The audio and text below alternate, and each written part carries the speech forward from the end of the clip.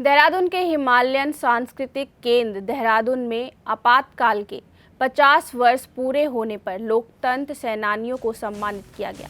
इस दौरान मुख्यमंत्री पुष्कर सिंह धामी, केंद्रीय पर्यावरण, वन एवं जलवायु परिवर्तन मंत्री भूपेंद्र यादव उपस्थित थे।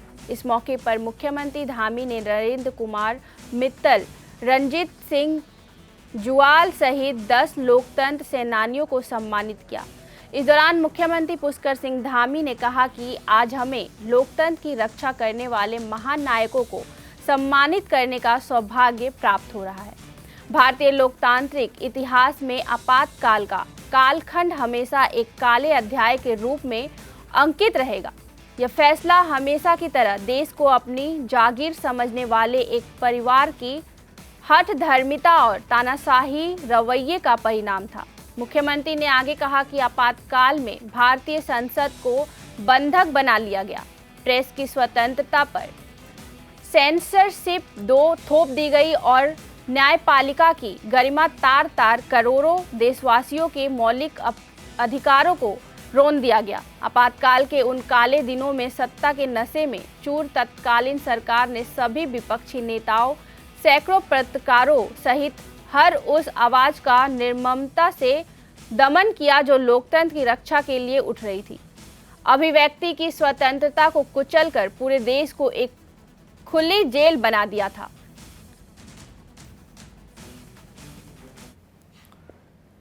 सभी से आह्वान करता हूं कि आप लोग जनता के बीच जाकर जन जागरण के माध्यम से उनसे आग्रह करें कि वो लोग कांग्रेस और उसकी पार्टी के नेताओं से कुछ प्रश्न पूछें कि क्या आपातकाल को कांग्रेस अपनी ऐतिहासिक गलती मानती है, और यदि मानती है तो क्या कांग्रेस आपातकाल के अपने निर्णय को लेकर प्रायश्चित करने को तैयार है?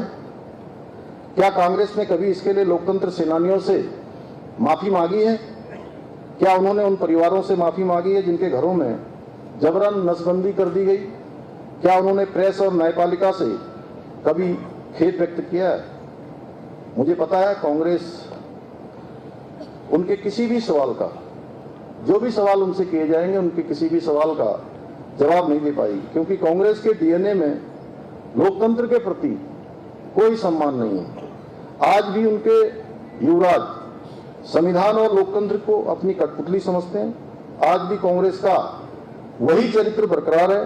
आज भी जब अदालतें उनके पक्ष में नहीं जाती हैं तो न्यायपालिका पर भी प्रश्न चिन्ह खड़ा कर देते हैं। जब चुनाव हारते हैं तो चुनाव आयोग की निष्पक्षता पर हमला करते हैं। जब मीडिया सवाल पूछता है तो उसे अपमानित करते हैं। जब जनता उन्हें नकार देती है तो आप सब जानते हैं किसको दोषी ठहराते हैं। जोर से बोलो यार। वो कितनी भयावह थी, किस प्रकार से छोड़ो पूछा गया था, किस प्रकार से लोकतंत्र की हत्या की गई थी। अनेक नेताओं को, अनेक पत्र पत्रिकाओं को, समाचार पत्रों को बंद कर दिया गया था, महिलाओं को जेल में डाल दिया गया था, साथ ही नसबंदी जबरदस्ती कर दी गई थी। हमारे देश की युवा पीढ़ी